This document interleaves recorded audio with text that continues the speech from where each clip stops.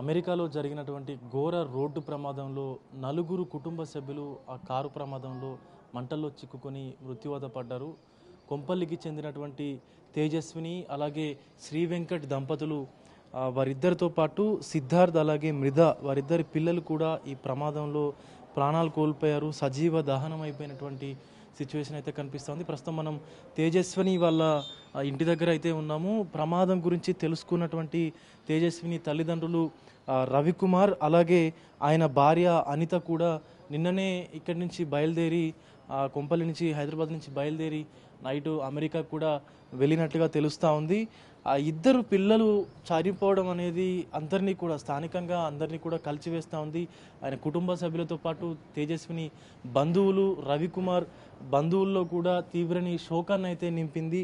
3 ఏళ్ల క్రితం ఎన్నో ఆశలతోని ఎంతో సాధించాలన్నటువంటి తపనతోని రవికుమార్ అలాగే శ్రీ వెంకట్ అలాగే తేజస్విని కూడా ఇక్కడి నుంచి హైదరాబాద్ నుంచి 3 ఏళ్ల క్రితం అయితే అమెరికాకు వెళ్ళారు. అక్కడే స్థిరపడి డల్లాస్లో ఇల్లు కొనుక్కొని కూడా అక్కడే నివాసం ఉంటున్నారు. అయితే ఇటీవల శ్రీ వెంకట్ అలాగే తన అట్లాంటాలో ఉన్నటువంటి తన అక్క ఇంటికి కూడా బయలుదేరి వెళ్ళారు. పిల్లలకి సమ్మర్ హాలిడేస్ ఉండడంతో పిల్లల్ని సరదాగా తన అక్క పిల్లలతో ఆడుకుంటారు, తన అక్కతో కూడా కలిసి ఎంజాయ్ చేయాలంటూ కూడా ఆయన కొంత సమయాన్ని గడపాలంటూ కూడా తన అక్క ఇంటికి అయితే వెళ్ళారు. అక్కడి నుంచి తిరుగు ప్రయాణం అవుతుండగా ఇక్కడ అట్లాంటాలోని తిరుగు ప్రయాణం అవుతుండగా కూడా అట్లాంటాలో ఈ ప్రమాదం జరిగినట్టుగా కూడా తెలుస్తూ ఉంది. ఆయన పిల్లలతో సహా వెళ్ళి వారం రోజుల పాటు అక్కడే ఆనందంగా గడిపి తిరిగి వస్తుండగా ఆదివారం అర్ధరాత్రి గ్రీన్ కౌంటీ ఏరియాలో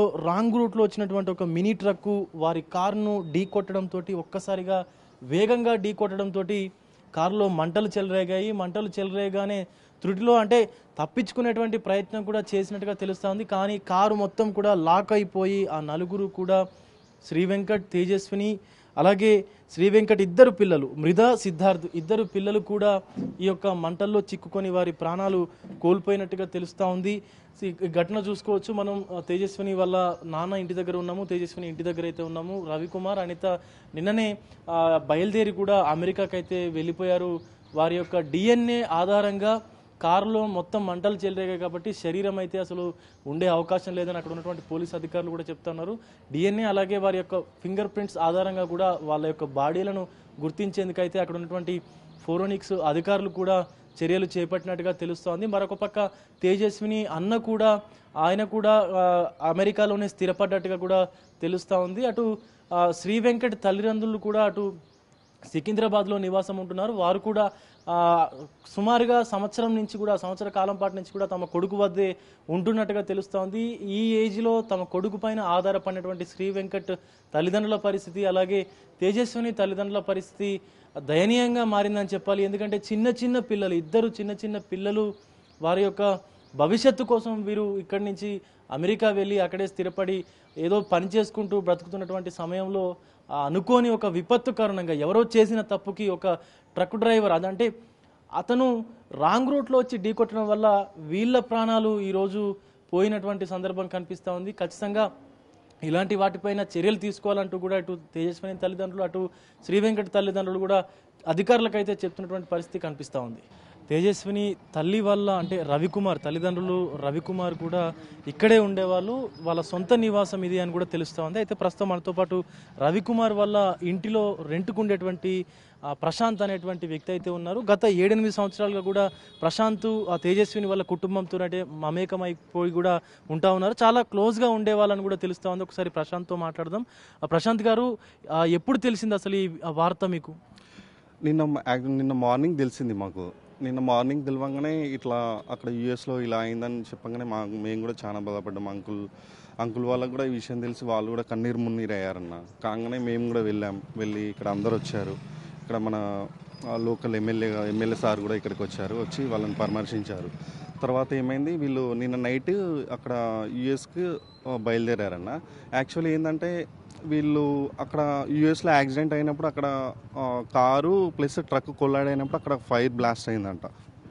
ఫైర్ బ్లాస్ట్ కాగానే అక్కడ మనకి నలుగురు మొత్తం కారులో నలుగురు ట్రావెల్ చేస్తున్నారు. నలుగురు దగ్గర అక్కడే స్పాట్ డెడ్ అయ్యి కనీసం అంటే మొత్తం ఏం లేకుండా మొత్తం మంటల్లో అదైపోయింది అంటున్నా. ఇప్పుడు అంటే ఎలా ఉండేవారు తేజస్విని కానీ మనకు శ్రీ వెంకట్ కానీ చాలా సంవత్సరాల నుంచి మీరు వాళ్ళ కుటుంబంతో ట్రావెల్ చేస్తున్నారు. ఎలా ఉండేవారు వాళ్ళు, తల్లిదండ్రులు వాళ్ళు ఎలా ఉండేవాళ్ళు మీతో? చాలా మంచివారు అన్న. మేము ఎందుకంటే 8 ఇయర్స్ నుంచి ఇక్కడ ఉంటున్నాం, వాళ్ళని చూస్తున్నాం అన్ని.